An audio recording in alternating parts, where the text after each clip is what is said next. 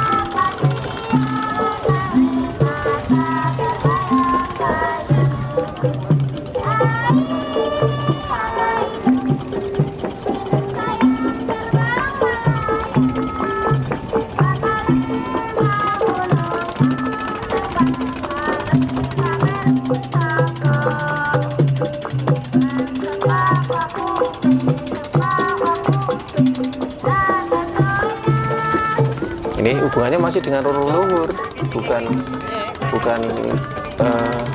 Islam, bukan Hindu, bukan Buddha. Itu masih sama dengan sintren, sama animismenya.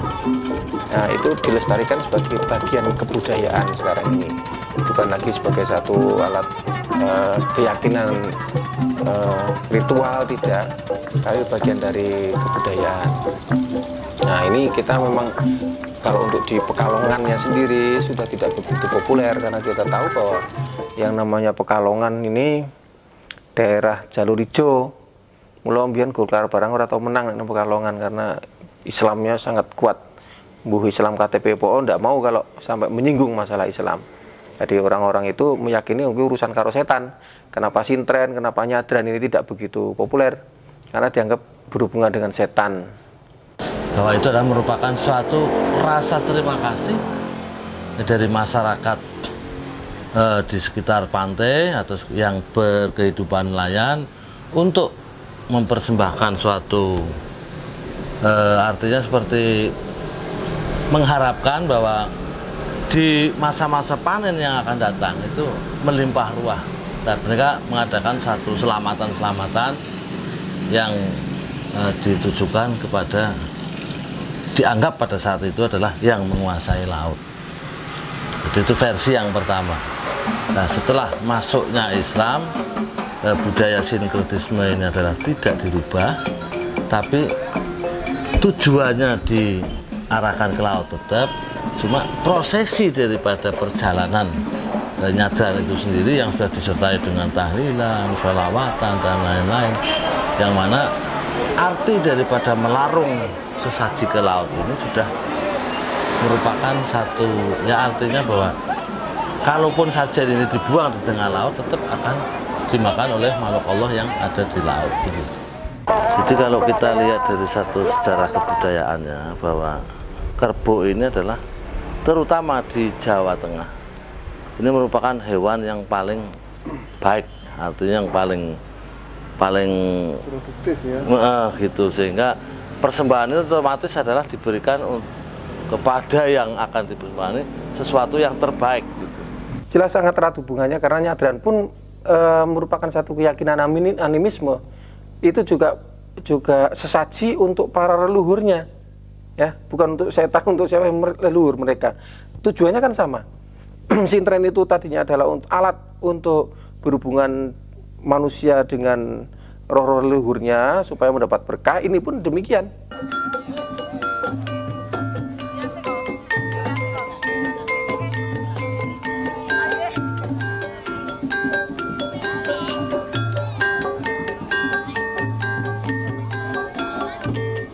Sintren itu dan tren, kalau dari sudut pandang linguistiknya, si dan tren, si itu kata ganti orang, kata tunjuk orang, tren itu putrenan, seseorang yang melakukan seperti putri raja, ya. Nah, itu kalau menurut persepsi sejarahnya ya kayak gitu, tapi diyakini oleh sementara orang itu percintaan dari Sulasih dan Sulandono.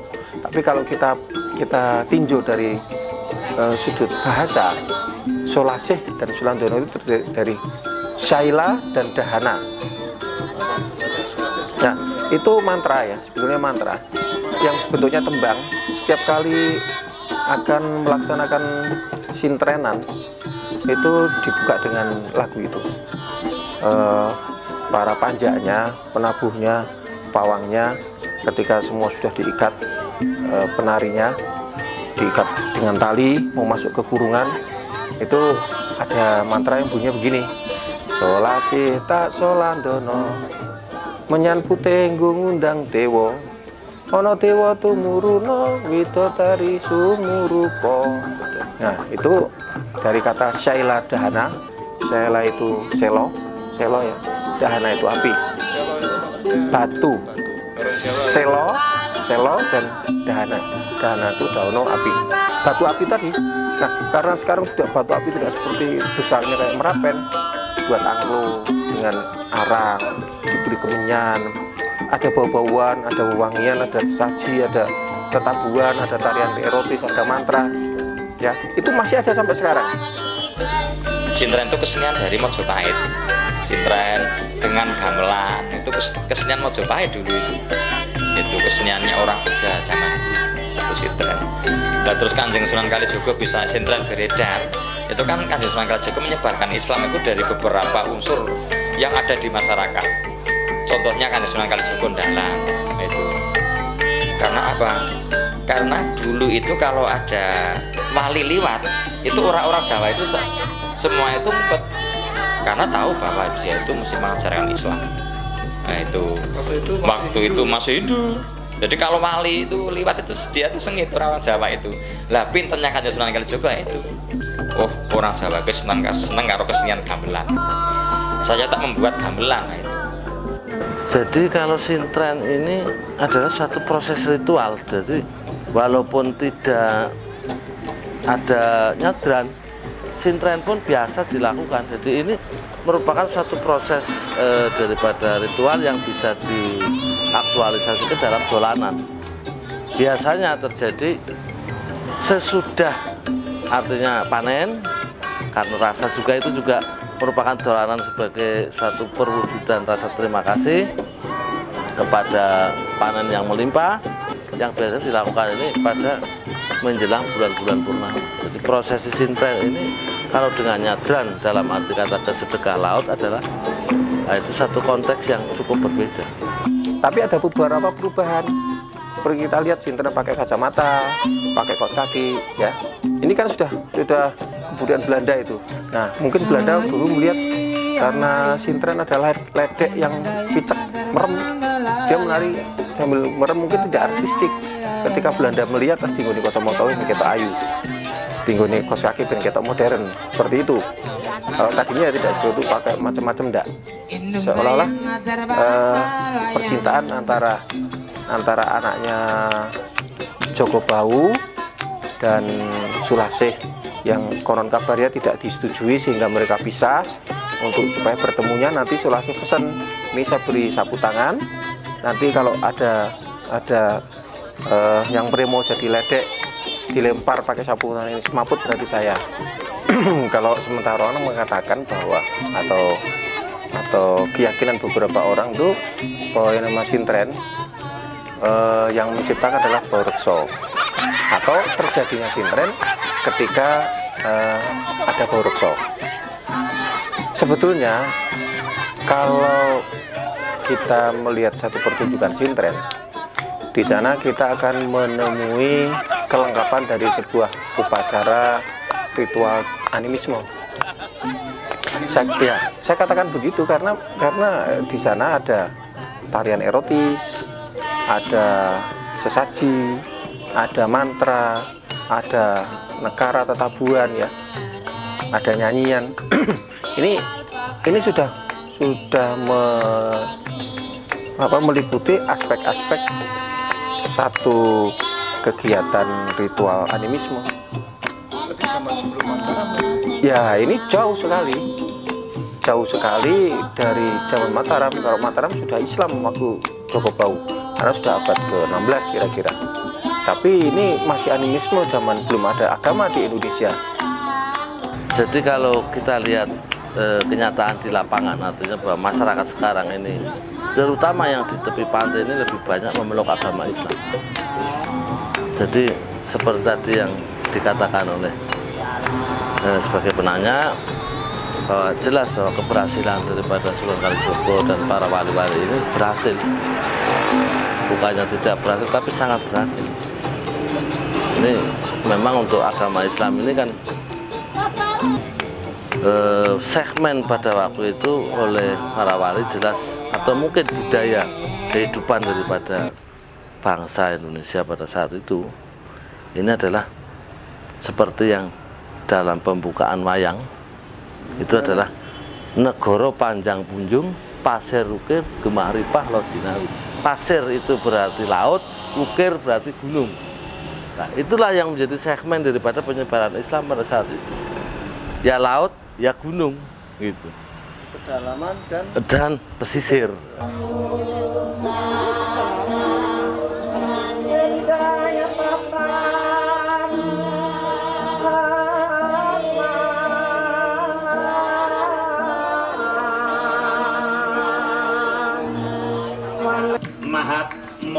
Bisma hamba nyadong dawuh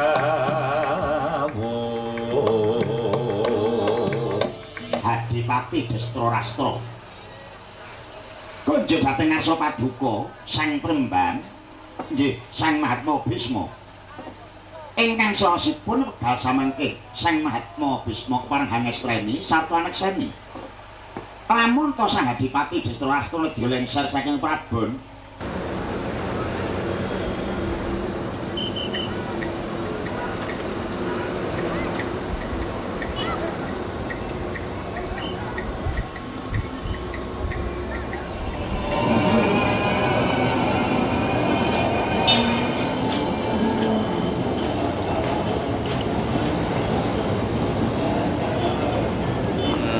itu sebenarnya gimana? Mitos itu kok sampai bisa muncul gitu kan? Jadi gini ya, secara teoritis gitu ya, bahwa yang namanya mitos itu memang suatu muncul di suatu masyarakat di mana asalnya budaya tulis-menulis masih sangat kurang. Persoalan kan begitu. Jadi karena budaya tulis-menulis masih sangat sedikit, sangat minim, maka mereka lebih banyak menggunakan budaya ucapan, cerita gitu, dari mulut ke mulut. Yang karena dari mulut ke mulut dibuktikan kan sukar. Nah, oleh karena itu karena turun temurun dari mulut ke mulut katanya seorang ayah menceritakan kepada anaknya, terus begitu anaknya pada anak terus, akhirnya kan katanya kan kemudian menjadi suatu melegenda banyak. Lama-lama karena orang juga sukar membuktikan katanya akhirnya menjadi sesuatu yang dikenal dengan nama istilah mitos atau mait kalau dalam bahasa, termasuk di Pekalongan, termasuk nama Pekalongan gitu, dari misalkan dari asalnya Tapangalong atau apa akhirnya menjadi nama Pekalongan, itu adalah merupakan mitos. Bagaimana kebenarannya gitu ya sukar dibuktikan. Cerita-cerita itu adalah merupakan khasanah budaya bangsa gitu ya, khasanah budaya bangsa. Tadi saya katakan karena kebiasaan masyarakat kita dulu, nenek moyang kita dulu adalah masyarakat yang lebih banyak bercerita daripada nulis, maka mereka budaya-budaya seperti itu, cerita-cerita itu asalnya mungkin betul gitu ya, asalnya betul ya? Mungkin betul gitu, tetapi karena tidak ada bukti tertulis, tidak ada katakan manuskrip yang menyatakan gitu, sehingga sukar sekali untuk dibuktikan. Oleh karena itulah kemudian disebut dengan nama mitos. Walaupun demikian, ada juga mitos yang memang mungkin tidak betul gitu. Artinya mitos artinya gini, tidak ada bukti, hanya sekedar untuk membesarkan lah. Seperti di Pekalongan ada apa? Dewi Lanjar dan sebagainya. Itu kan memang lain sekali gitu. Itu alamnya sudah beda. Kalau tadi yang Pekalongan dari tokoh Pengalong, dari macam-macam kan memang bisa diraba-raba sampai ke sana. Gitu. Keberadaan daripada Den Ayu itu memang sangat-sangat mistik sekali. Dan itu memang kita sebagai umat Islam ya harusnya memang percaya bahwa hal-hal yang gaib itu ada. Nah, itu berangkat dari situ memang saya berupaya sekali sampai di mana keberadaan Den Ayu itu ada. Ya, pada mulanya lewat seorang teman yang memang boleh dikatakan punya daya linui untuk hal-hal yang gaib.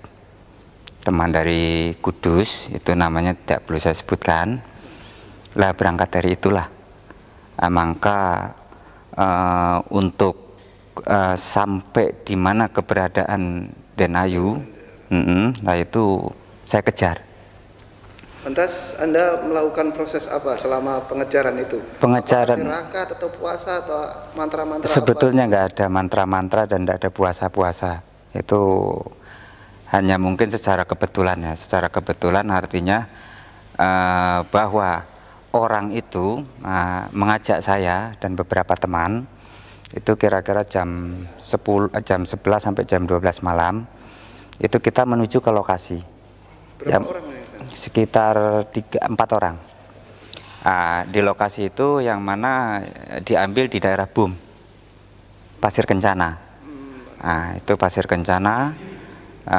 Setelah itu kita adakan kontak itu tidak lama, sekitar ya 1 sampai 2 menit. itu dengan apa namanya dengan duduk di atas batu besar itu menghadap nggak berdua, saya dengan orang itu terus menghadap ke utara itu dengan kekuatan orang itu juga dengan sebisanya saya, artinya ya tidak mempunyai mantra apa-apa, itu cepat sekali seperti dalam mimpi. Kalau percaya ya itu percaya bukan iman, itu kalau dalam terminologi agama beda ya. Ya kalau iman kan yakin, yakin mempercayai dan mungkin mempercayai. Kalau kita sebagai seorang beragama disuruh percaya dan setan, ya percaya, kenapa tidak? Memang ada, kan setan ada gitu. Ya memang ada, dimanapun ada, bahkan setan kan di sini ada, di mana ada jin juga ada. Hanya persoalannya apakah setan itu punya kerajaan dan tidak. Lah itulah yang kemudian menjadi kontroversi. Terlepas dari percaya atau tidak, yang jelas ya membuktikan itu bahwa itu memang ada dan barang itu juga ada. Dalam hal ini juga pernah dimuat ya dalam kesaksian di tablet otonom gitu. Itu aja. Jadi prosesnya ternyata tidak sulit ya untuk menemui Denayu Lanjar itu.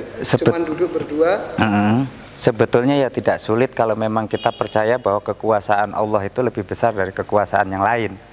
Itu sebetulnya itu aja. Itu kuncinya di situ. Jadi tidak usah menggunakan mantra-mantra, hanya kita sebentar bahwa jiwa kita kosongkan, ya, itu minta kepada Allah, ya Allah izinkan dan mohon ridhomu, ya Allah, bahwa kekuasaan gaib yang ada di laut ini tampakkan.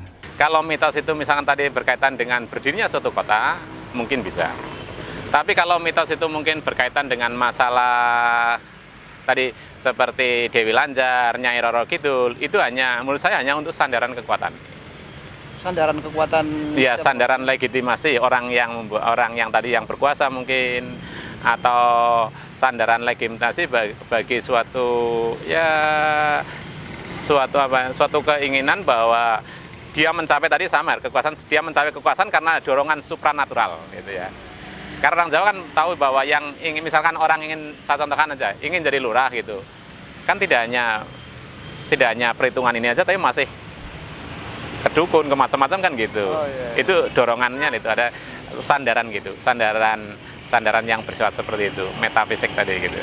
Sebelum itu juga saya juga pernah menguber ya tentang Dewi Lanjar itu sampai ke Grogol, salah satu paranormal.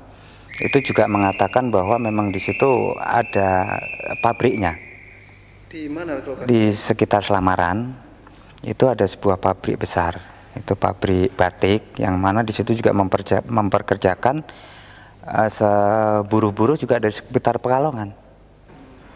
Buruh-buruhnya manusia biasa? Manusia biasa. Sedangkan Dewi ini termasuk apa? Manusia biasa atau hantu atau apa, atau makhluk apa gitu? Itu nggak tahu persis, yang jelas itu dia ya makhluk gaib ya. Artinya hanya orang-orang yang punya yang bisa menemui dan bisa melihat. Ya itulah tadi saya katakan mitos mengapa batik Pekalongan misalkan dari mana kemudian ceritanya gitu, itu kan hanya untuk menambah semangat bagi mereka ya, menyemangat bahwa Pekalongan itu memang kalau batiknya sudah pusatnya kan gitu katan. Kenapa? Karena didukung oleh dorongan-dorongan yang supranatural itu, bahwa dulu juga Dewi Lanjar, katakan istilah kita ya, Dewi Lanjar juga memberikan inspirasi agar supaya Pekalongan buat batik, sehingga dengan demikian mereka akan terus berproduksi mungkin dari sisi yang lain gitu ya. Jadi gitu. Tapi secara kalau dihitung ya tidak ada hubungannya. Dalam pembentukan representasi ideologi budaya dalam bentuk yaitu rekaman dari peristiwa yang pernah dialami oleh masyarakat secara panjang itu ya, di dalam satu bentuk yaitu cerita ya, yang diturunkan, diwariskan dari generasi ke generasi. Sebetulnya dalam perspektif untuk meneruskan, melestarikan ingatan kolektif masyarakat ya, dari masa lampau ke masa kini ya. melalui rekaman itu tadi mitis, ya, legendaris. Itu karena budaya tradisional kita memang bersifat mitis legendaris, yang sesungguhnya berpangkal dari peristiwa yang historis, peristiwa yang sungguh-sungguh terjadi, tetapi karena terjadi dalam waktu yang panjang, artinya telah melewati masa yang panjang, ya, dari masa yang panjang itu maka terjadilah satu erosi, ya, erosi fakta-fakta, ya. Jadi mitos itu memang sengaja dibikin atau terbikin dengan sendirinya? Terbikin dengan sendirinya. Terbikin dengan sendirinya. Jadi dari kata ke kata, dari cerita ke cerita, akhirnya kan asalnya ceritanya satu, tambah lama kan berarti tambah banyak. Kata orang, akhirnya kan tambah-tambah. Suatu berita, sumbernya satu, tapi tambah lama kan tambah banyak. Nah, itulah kemudian jadi mitos karena lama. Karena dulu senangnya dari mulut ke mulut, sehingga seperti itu. Karena ini ada sumbernya, ya akhirnya bersumber ke satu, gitu. Jadilah mitos Pekalongan, jadilah mitos Batang, mungkin mitos mana lagi yang lain, gitu.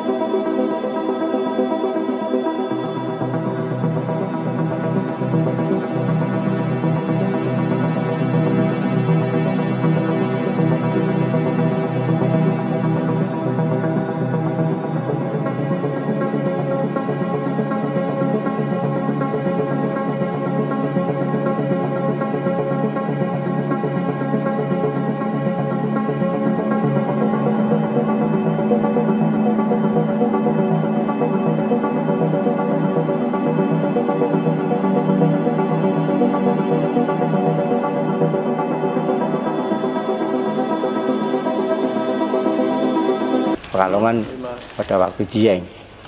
Di daerah Ndoro itu, sana itu ada tantu-tantu kerajaan yang namanya Kerajaan Miriloyo.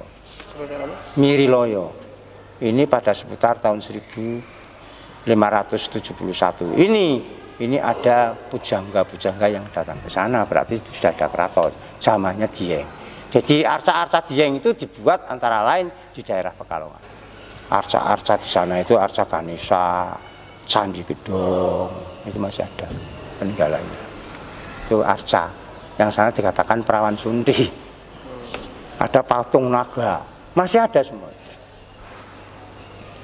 Ini Juru Martani alias Adipati Mondoroko. Juru Martani itu pendeta.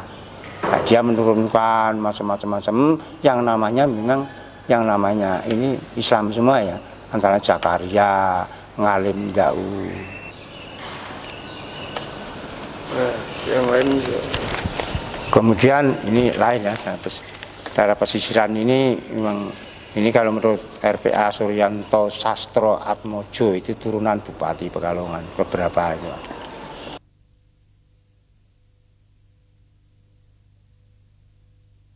Ini saya bicara tentang dunia paranormal ya, dunia supranormal. Bahwa satu saat saya pernah ketemu dengan yang namanya Joko Baung. Ketemu dengan Joko Baung Ya, di alam secara fisik ya. Di alam supranatural? Ya, supranatural. Ya, karena menurut kesimpulan saya bahwa orang-orang itu tidak mati. Tidak ada manusia mati itu tidak ada. Karena di ahli kitab pun disebutkan, orang tasawuf mengatakan juga, ya orang tasawuf ya, bukan kejawen, bahwa urip wi urip, mati ya urip, itu sebetulnya manusia kayak gitu. Jadi hidup itu hidup, mati juga hidup. Kamu bisa ngomong dengan saya karena punya hidup. Ya, kalau tidak punya hidup, Amir tidak di sini. Nah, Amir itu yang mana? Yang fisik atau yang hidupnya? Nah, kalau yang hidup ini kan pernah di lingkungan yang maha hidup. Ya. Kalau sudah pernah di lingkungan yang maha hidup, berarti di alam yang mana itu? Alam kelanggengan, kenapa tidak bisa lihat ke depan maupun ke belakang? Nah, Pak Uruksa itu berarti sekarang ada di alam ya, alam kelanggengan itu. Ya. Tapi apa manusia yang hidup dalam alam yang nyata sekarang ini bisa melakukan kontak supranatural dengan alam yang kelanggengan bisa. Itu?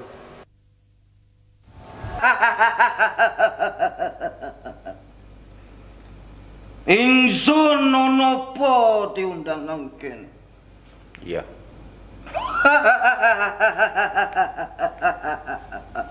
Matur nuwun. Jenengan kersa rawuh ning kene. Iya, ana apa to niki?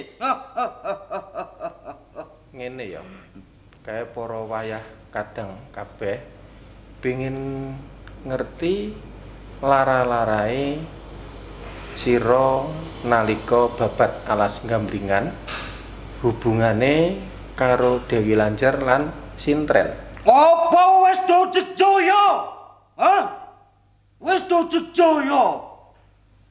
Wani-wani ngiyak wadine wong sing wis ning alam kelanggengan iki. Luput nyuwun sih pangapura. Wong iki putra wayahmu kabeh. Mula ben aja luput anggone nyritakake rikala sugeng panjenengan. Ngono. Ben kanggo tetenger besok para anak putu kabeh. Merga rikala biyen ora ana sing nulis utawa nyatet apa kabeh sing panjenengan lakoni. Mula tak jaluk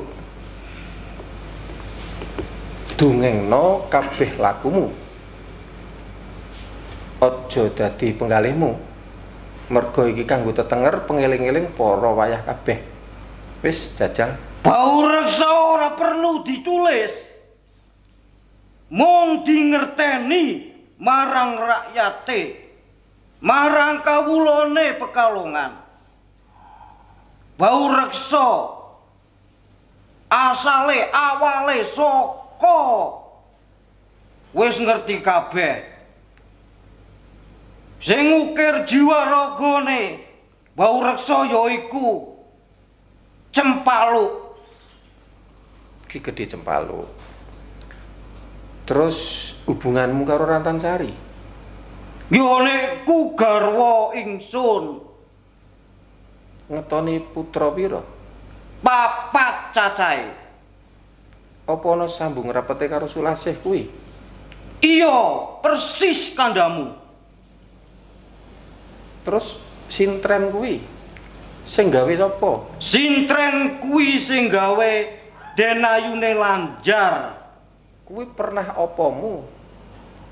Mung tembung temu kekancan maring ingsun merga wong iku wong sing linuwe, wong sing agung sejatine.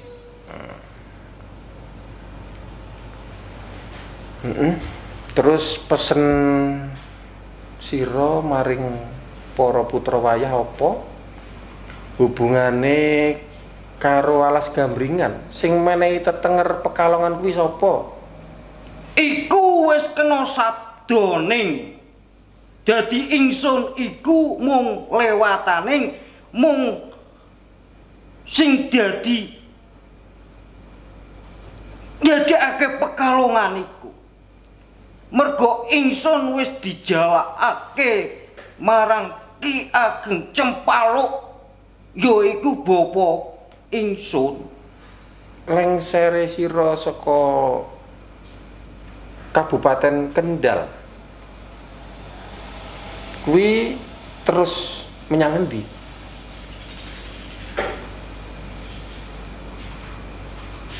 Rikala dadi Bupati Kendal ora eling? Iku ora perlu.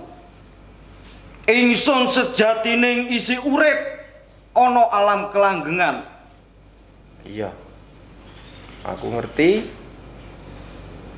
Terus si Geseng kae apamu? Si Geseng iku mengko mok goleki si Geseng. Gegermu sempal dikampak sapa? Iku kongkonane raja iku raja. Raja. Iya.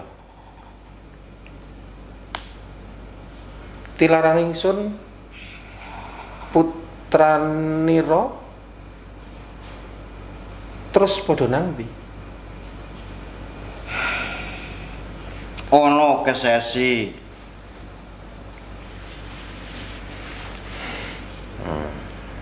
Menapa leres putra panjenengan sakniki wonten desa Krapyak niku? Bener.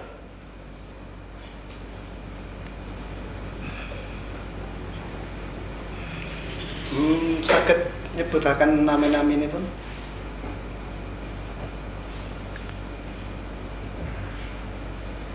Lah kae tilasane sing ning kesesi kae isine apa?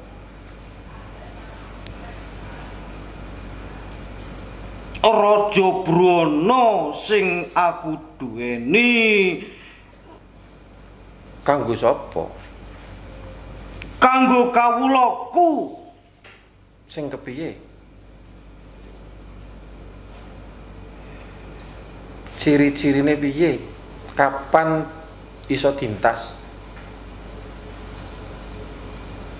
Iku nunggu saate. Ora kena grusa-grusu.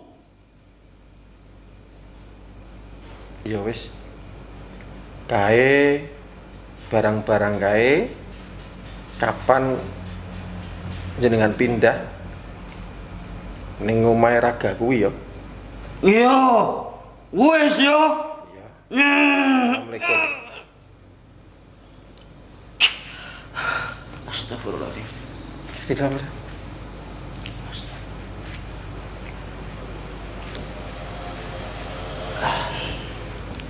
Mati ya saja.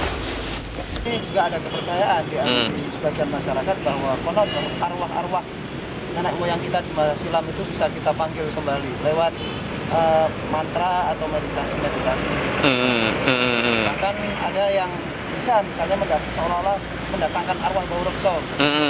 Bisa begitu. Ya. Gimana menurut Pak ini? Ya memang ada juga perbedaan pendapat dalam sini. Tapi yang jelas gini, yang pertama, apakah orang mati itu terus nyawanya masih gentayangan tidak? Itu pertanyaan pertama gitu ya, kalau menjawab gitu. Apakah nyawanya sudah langsung kembali kepada Allah atau tidak? Padahal kita kan mengatakan innalillahi wa inna ilaihi rajiun gitu, saya muslim ya gitu. Ada yang mengatakan bahwa nyawa mereka yang matinya tidak baik masih ada yang mengatakan gitu. Karena mereka berdasarkan ini surat Al-Fajr ayat terakhir. Ya ayat Tuhan nafsul mutmainnah. Irji'i ila rabbiki radiyatan mardiyah. Berarti yang bisa irji'i ila rabbiki radiyatan mardiyah adalah yang mutmainnah. Berarti matinya bagus. Bisa kembali kepada Allah dalam keadaan yang diridhoi. Iya, menurut ini kan gitu. Oleh karena itu kalau mereka matinya tidak bagus, ini sependapat aja kan. Ada pendapat yang lain kan tidak. Mereka yang matinya tidak bagus, maka mereka katanya istilahnya masih gentayangan. Itu satu pendapat. Sehingga kalau ada orang matinya tidak pas, mesti gentayangan kan gitu ya. Tapi pendapat yang kedua katanya tidak. Begitu mati ya masuk alam barzah. Barzah itu artinya kan dinding perantara antara dunia dan akhirat. Semuanya di sini. Nah, di sini apa bisa dipanggil tidak? Itu tadi terjadi perbedaan. Nah, kemudian ada misalkan yang bisa manggil, apa itu betul tidak? Tidak, atau itu persoalannya karena ruh adalah masalah yang gaib mutlak. Gaib mutlak itu kan tidak bisa dilihat, tidak bisa dirasa, tetapi tidak bisa panca indera tidak bisa lah mendeteksi gitu. Tetapi rasa kan bisa. Masalah roh itu lain ya. Masalah roh itu kalau di dalam Al-Quran dinyatakan yas'alunaka anir roh kul ar-rohu min amri rabbi. Itu roh itu punya Tuhan itu mutlak. Nah, sebagian ulama mengatakan saudara itu tidak perlu utek-utek masalah roh. Tapi sebagian ulama mengatakan bahwa roh itu bisa dapat dipelajari hanya sekedar gejala-gejala. Gejala-gejalanya. Tapi hakikat rohnya nggak bisa. Bisa dijelaskan maksudnya gejala-gejala yang gejala-gejala roh itu kalau roh itu memang ada, itu orang mati ya. Orang mati kan rohnya bisa tidur, itu baru rohnya akan kembali. Nanti bangun lagi. Kalau mati kan pisah, begitu pisah nggak bisa kembali. Kalau tidur nanti kembali. Alam itu terbagi daripada beberapa tingkatan ya. Pertama alam arham. Ya, kemudian alam syahadah, kemudian alam barzah, kemudian alam sidratil muntaha atau pemisah yang kadang-kadang disebut mustawan, kadang-kadang disebut roh-roh, kemudian alam gaib. Di alam arham, di saat kita berada di dalam perut ibu, itu kita berada di alam arham, rahim ya. Setelah itu kita lahir berada di alam syahadah, alam realita. Kemudian kita meninggal berada di alam barzah atau alam kubur. Kemudian sebelum ke alam gaib ada alam yang namanya alam pembatas yang disebut sidratil muntaha atau mustawan atau roh-roh, kemudian alam gaib itu sendiri. Jadi tentang alam gaib dalam Islam itu memang jelas. Konsep Islam membenarkan adanya alam gaib. Roh itu ada pada Allah, nanti akan dikeluarkan pada Israfil ya. Itu nanti pembangkitan pertama. Kemudian roh-roh ini akan masuk pada pembawanya yang tertentu apabila memang pembawanya pada waktu hidupnya bagus. Roh-roh itu mungkin pembawa roh pada waktu hidup itu sampai tidak mau masuk karena apa, bentuknya lain daripada yang dulu. Ya, yang dulu umpamanya dulu itu manusia, pada saat mau masuk kok bukan manusia lagi. Ini nggak mau masuk. Itu peristiwa-peristiwa nanti pada saat sesudah dunia kiamat. Jadi alam jin tersendiri dan alam ruh manusia tersendiri, terbagi menjadi dua. Alam ruh ini menjadi dua. Ibaratkan wadah, dua wadah. Wadah yang pertama untuk ruh yang belum dipasang. Untuk ruh yang belum dipasang karena anaknya belum belum sampai untuk saat menerima ruh ini ya, masih dalam perut, yaitu belum dipasang. Dan satu lagi alam ruh untuk menyimpan ruh yang baru dicabut daripada manusia di bawah situ. Jadi gambaran kasarnya ini tempat ruh pertama itu penuh yang belum dipasang, dan yang bekas orang yang meninggal ruhnya dicabut pertama belum ada, kosong. Mulai Gobil membunuh Habil putra Adam, baru ruh ini masuk ke sini satu, terus dan seterusnya sampai nanti masuk hari kiamat, ruh yang belum dipasang ini habis, masuk semua ke dalam ruh yang telah dicabut dari orang-orang itu. Jadi alam ruh dan alam jin sudah jelas lain. Sebab di dalam kitab Ithaf itu hasyiahnya kitab Ihya Ulumuddin disebutkan bahwa khuliqal jin minal hawa, jin itu diciptakan dari udara. Jin termasuk di dalam alamul ghaib. Di alam sebangsanya jin, jadi ada tempatnya tersendiri. Alamnya namanya alamul ghaib. Jadi ghaib itu apa? Sesuatu yang kita tidak bisa melihat. Di dalam Al-Quran disebutkan innahu yarakum, sesungguhnya dia melihat kamu, tetapi kamu tidak mungkin akan melihat pada dia. Seperti mempermainkan roh-roh itu dilarang oleh Allah Ta'ala itu. Dengan adanya kulir ruh min amri rabbi, itu tidak memperbolehkan sebagian ulama. Tapi ada sebagian lagi yang mengatakan itu boleh. Boleh, tapi pada roh-roh yang jahat. Kalau roh-roh yang tidak jahat tidak bisa datang. Roh yang jahat, seperti permainan jalangkung, itu bukan roh-roh yang bagus tuh. Kadang-kadang aja langkung sendiri pun tidak pas. Ini nanti kalau orangnya yang nyuri itu siapa, nanti ke sana kadang-kadang hanya fitnah saja. Kalau hatinya yang bermainkan itu umpamanya si A, ini datanya ke si A, itu kadang-kadang tidak tentu. Itu malah mendatangkan fitnah. Maka dari itu ada satu larangan ya, hal-hal yang seperti itu dilarang oleh Rasul. Kadzdzabal munajimun wa in shadaku. Sekalipun menurut amatan kita itu benar, tapi itulah pendusta. Pokoknya orang mati, ya sudah mati. Dia akan di alam barzah. Sedangkan yang pembalasan yang menyerupai orang yang mati tadi, orang yang sudah mati, itu adalah setan yang bisa menjelma seperti orang yang sudah mati. Lenyap itu dunia pikirannya itu tidak terpikirkan pada dunia materi. Ya, jadi lenyap, pemikirannya lenyap dari dunia materi untuk dunia jiwa, di dunia roh. Dunia roh itu tidak memikirkan, saya tuh harus pakai baju yang bagus. Itu nggak pernah terpikir. Saya harus makan saya sate gulai. Itu nggak terpikir. Apa adanya. Jadi itu lenyapnya pola pikir duniawi ke ukhrawi itu bisa lenyap. Karena apa? Orangnya sudah sufi. Allah yatawaffal anfusa hina mautiha. Allah yatawaffal anfus. Allah mematikan nafsu pada waktu orang itu sudah mati. Jadi sudah tidak ada hidup kembali di dalam hidup gentayangan, hidup dalam alam yang lain, itu sudah tidak ada. Dalilnya Allah yatawaffa. Yatawaffa itu mematikan. Allah yatawaffal anfus. Anfus itu adalah nafsu. Haina mautiha. Pada waktu orang itu mati. Mati ya sudah, tidak ada lalu nafsunya hidup kembali, membalas dan sebagainya, itu tidak mungkin ada. Jadi kalau ada adalah memang setan yang menyerupai orang itu.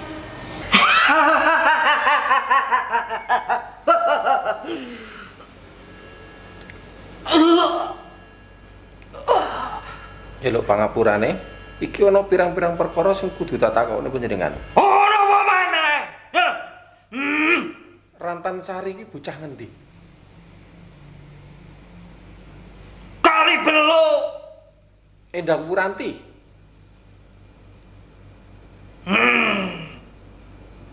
Kuwi tak cah. Kali Beluk Endang Wuranti. Rantan Sari iki calon garwane Sultan Agung sing mbok ora. Yen ngono Rantan Sari mbok colok. Rantan Sari ku njaluk lindungan. Mbok pek bojo ngono. Ya iya. Tapi gelem. Ora mbok paksa. Ora. Mergo wedi. Ora. Terus rupane iki pakulitane kuning apa wayu? Pakulitane kuning apa ireng manis? Ya coklat. Takon maneh. Sing ngongkon panjenengan Topo Kalong sapa? Apa bapakku? Apa Sultan Agung? Yo, Pak. Panggonane ngendi? Gambringan apa Legok Kalong? Loro karo. Ketemu karo Tan Pijan. Lah iku musuh. Joko Swelo? Iya iku.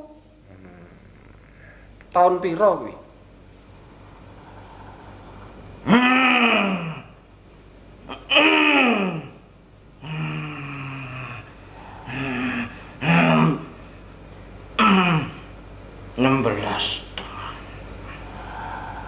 Terus perangmu nang Batavia numpak kapal Koloduto kae?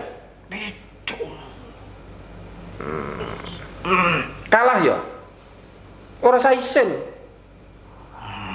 Kalah ya diakoni kalah. Muksamu ning ndi?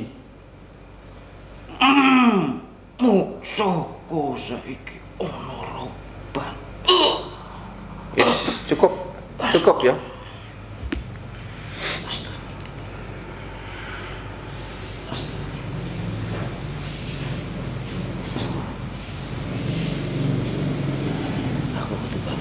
Yes, sir.